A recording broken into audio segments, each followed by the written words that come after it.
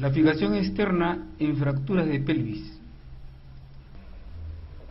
Actualmente una de las causas que más víctimas mortales ocasionan en nuestro medio son los accidentes de tránsito, habiéndose llegado a alcanzar la cifra de 78.840 en el año 2006, en los que hubo 3.300 muertos.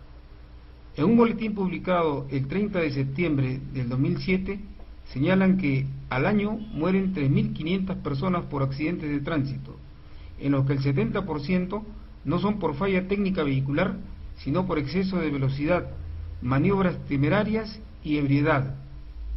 En un boletín del Congreso publicado el 15 de marzo del 2009, señalan que en el 2008 ocurrieron 85.337 accidentes de tránsito, en los que hubo 50.000 heridos y 3.489 muertos en todo el país.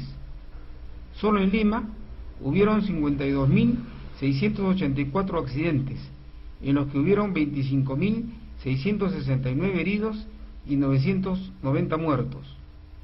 En estos accidentes es posible que muchos de los heridos presenten graves lesiones de diferentes órganos y posiblemente también muchos presenten fracturas de pelvis y no sean detectados al morir rápidamente por la grave hemorragia existente. Otra de las causas de fracturas de pelvis que hemos visto últimamente en Lima son los derrumbes. Muchos de estos heridos mueren rápidamente por la compresión de órganos vitales y por asfixia, los que además pueden tener fracturas de pelvis por compresión y que no han sido registradas. De las lesiones de la pelvis, incluyendo su contenido, las de mayor gravedad son las lesiones esqueléticas, por la hemorragia que se origina no solo por la fractura, sino por el desgarro que se presenta en el plexo venoso presacro. Los heridos que por el accidente tienen lesión de los grandes vasos, sea por un cuerpo extraño o por la misma fractura, mueren rápidamente por la grave hemorragia existente. Esto eleva las cifras de mortalidad que algunos autores señalan hasta un 50% de los heridos. Sin embargo, hay cifras desconocidas porque los fallecidos con fracturas de pelvis no llegan a ser diagnosticados. En estos graves accidentes tan frecuentes últimamente que nos ponen en el indeseable récord de ser el país con más accidentes de tránsito, la atención del herido debe ser no solo inmediata, sino correcta. Como especialistas, tenemos la responsabilidad de enseñar a los socorristas la forma correcta de actuar inmediatamente al sospecharse de una fractura de pelvis. No se trata solo de querer ayudar, sino de hacerlo bien. Los paramédicos que asisten a rescatar al herido ferulizan las extremidades, ponen un collarín y canalizan una vena, pero no evalúan la pelvis y desconocen la forma de actuar ante una posible fractura de esta.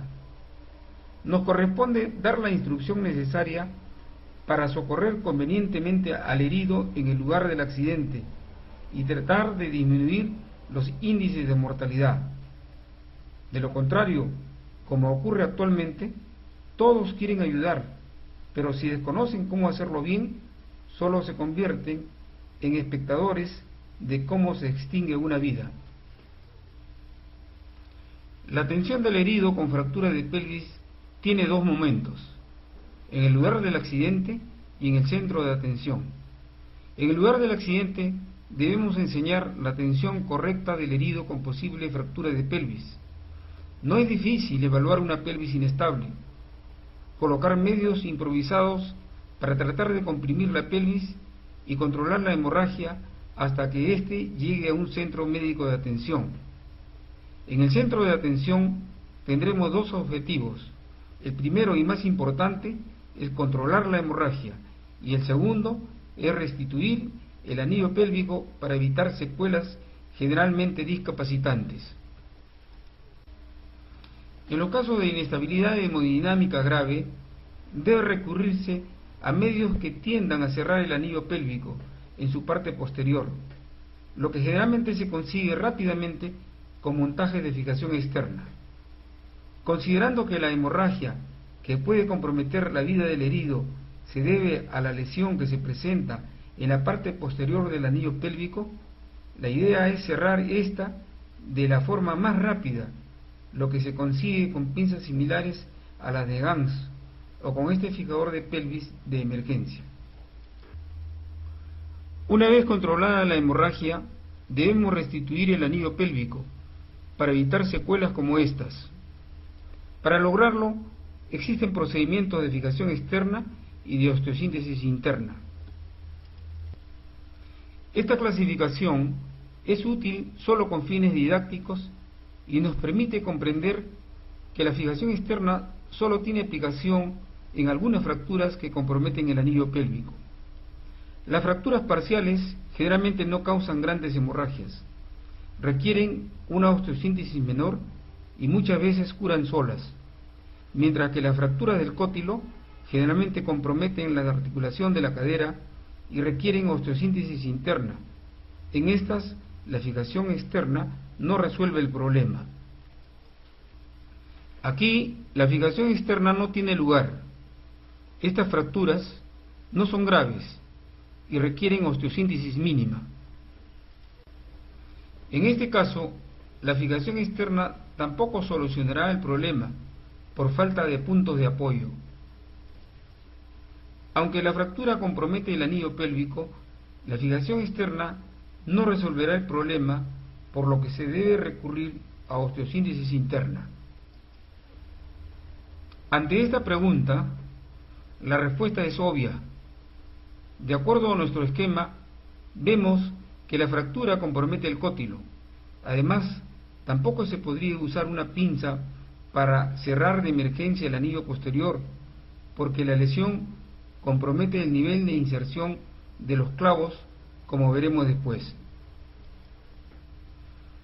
Entonces, ¿cuándo utilizar la fijación externa? ¿Y qué montaje utilizar?